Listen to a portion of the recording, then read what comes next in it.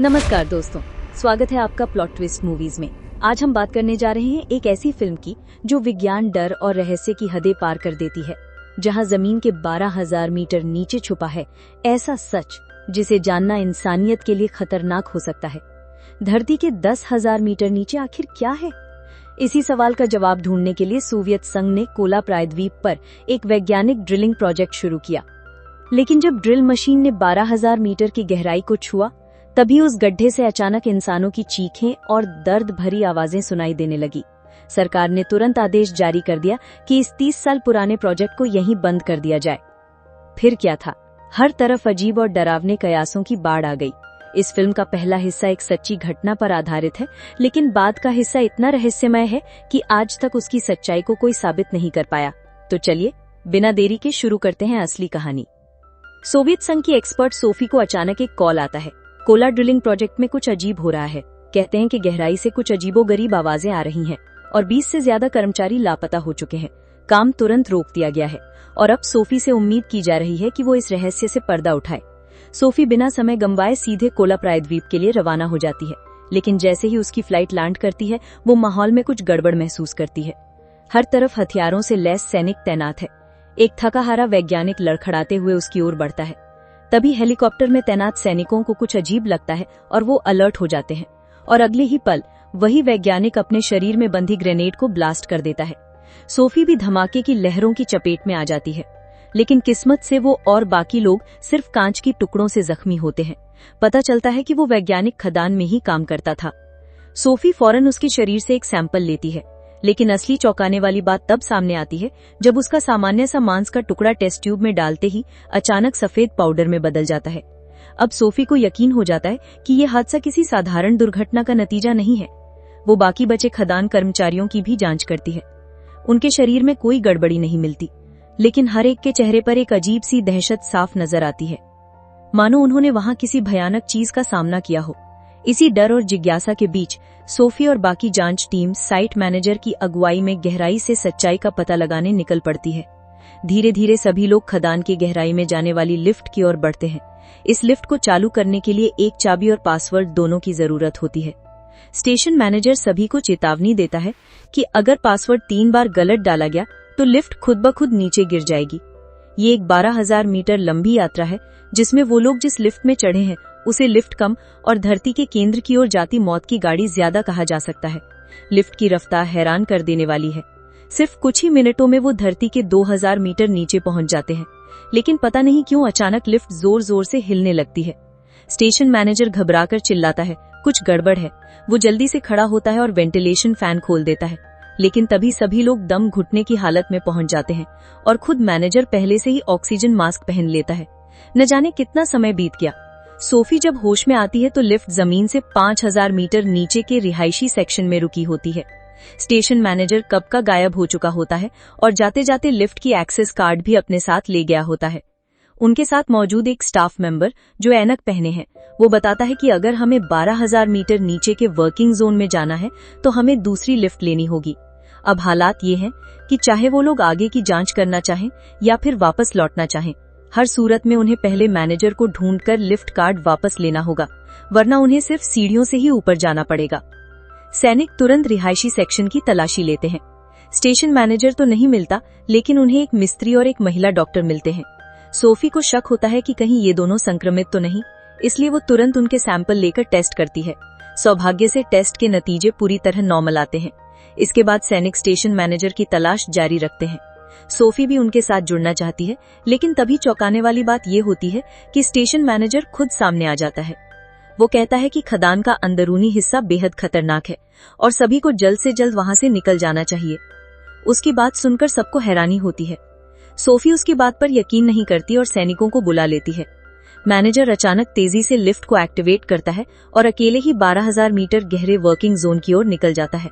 अब तो ये तय हो जाता है कि स्टेशन मैनेजर में कुछ गड़बड़ है। शायद वही है जिसने उन गुमशुदा वर्कर्स को फंसा दिया। टीम का प्रमुख एक गंजा अफसर एक सुझाव देता है कि वो खुद सैनिकों को लेकर नीचे पैदल जाएंगे ताकि वो स्टेशन मैनेजर को पकड़ सकें, क्योंकि जैसे जैसे जमीन के अंदर जाते हैं तापमान बढ़ता जाता है, इसलिए सभी सैनिकों को हीट प्रूफ सूट पहनने होंगे। लेकिन तभी जब वो सभी पैदल रास्ते में दाखिल होने ही वाले थे, वो भारी दरवाजा अपने आप खुल जाता है। अंदर से एक सफेद कपड़ों में महिला बाहर निकलती है। चश्मा पहनने वाला व्यक्ति सबको बताता है कि ये भी उसी खदान में काम करने वाली एक वर्कर है, लेकिन अब इसकी मानसिक स्थिति ठीक नहीं है। शुरुआत से लेकर अब तक एक शब्द नहीं बोली है। सोफी को हैरानी होती है कि इतनी गहराई में इतनी गर्मी के बीच ये महिला कैसे जिंदा बची रह गई। वो उसका फुल बॉडी चेकअप करने का फैसला करती है, लेकिन जैसे ही उसकी पीठ से कपड़ा हटाया जाता है, हर कोई चौंक कर अपनी आंखें फाड़ लेता है। उस महिला की पीठ पर भयानक फफोले उगे होते हैं, मगर हैरानी की बात ये कि उसे जरा भी दर्द नहीं हो रहा था, जैसे कि ये फफोले उसके शरीर का ही हिस्सा हो। सोफी बहुत सावधानी से उसका एक ऊतक सैंपल लेती है और जब उसे माइक्रोस्कोप से देखती है तो पाती है कि ये कोई अनजानी फफूंदी फंगस है जो बेहद तेजी से फैलती है। मगर असली डरावनी बात तो अब सामने आती है। महिला के हाथ अपने आप मरोड़ने लगते हैं और फिर जैसे वो पागल हो गई हो, उसका सिर जोर जोर से आइसोलेशन रूम के दरवाजे पर टकराने लगता है। अचानक उसका पूरा शरीर जोरदार धमाके से फट जाता है। पास ही मौजूद सोफी घबरा जाती है और एक जवान अफसर के साथ तेजी से उस कमरे की तरफ भागती है। जैसे ही वो दरवाजा खोलती है, देखती है कि पूरा कमरा फंगस से भरा हुआ है। वो महिला और डॉक्टर दोनों मर चुके थे। सोफी उनका सैंपल लेना चाहती थी, लेकिन तभी उन लाशों से अचानक भारी मात्रा में फफूंदी के बीज निकलते हैं, जो पल भर में पूरा कमरा भर देते हैं। शुक्र है सोफी ने फुर्ती से गैस मास्क पहन लिया और उसी वक्त मिस्त्री कमरे का दरवाजा खोलकर उसे बाहर खींच लेता है। मगर मिस्त्री की हालत बहुत खराब थी, शायद वो भी फंगस से संक्रमित हो चुका था। एकमात्र राहत की बात ये थी कि सोफी के पास अब एक बेहद कीमती सैंपल था।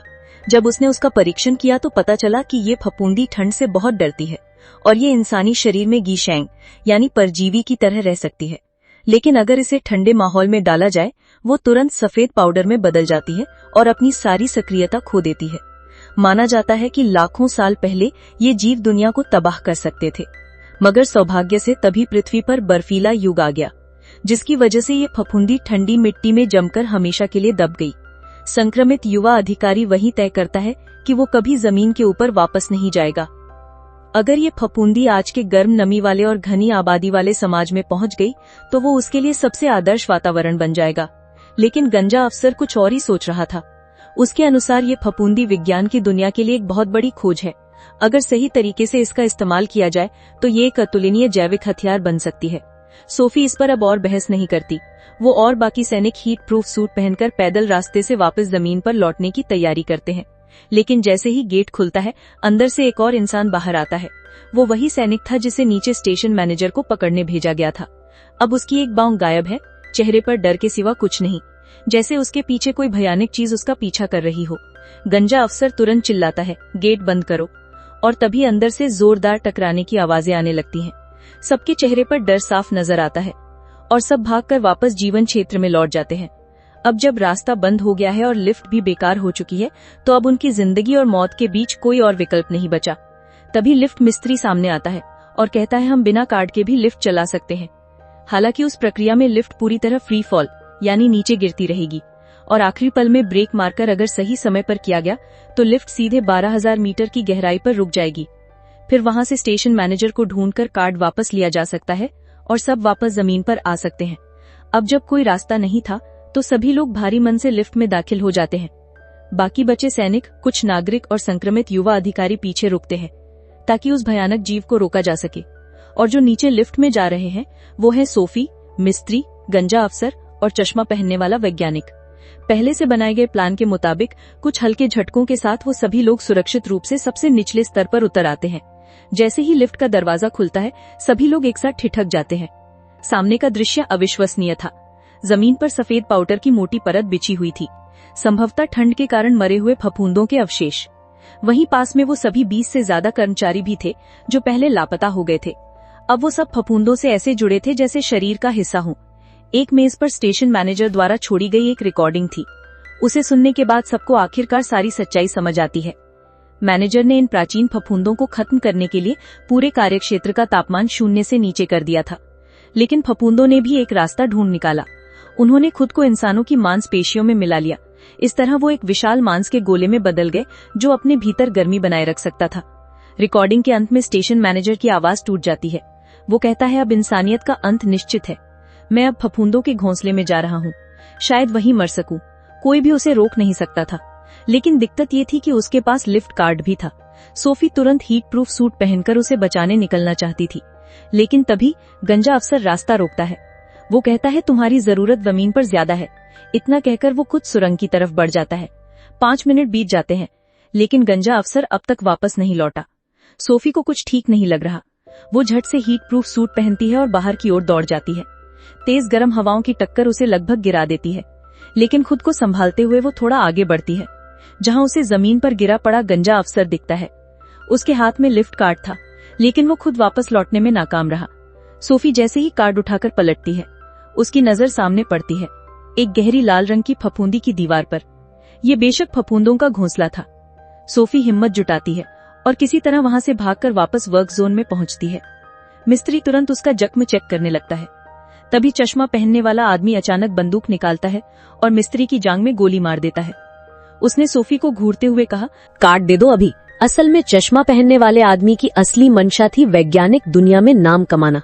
वो फफूंदों को धरती की सतह तक ले जाकर उनका खुलासा करना चाहता था। सोफी ने उसे कई बार समझाया कि ऐसा करना मानव सभ्यता के विनाश का कारण बन सकता है, मगर चश्माधारी ने कुछ नहीं सुना।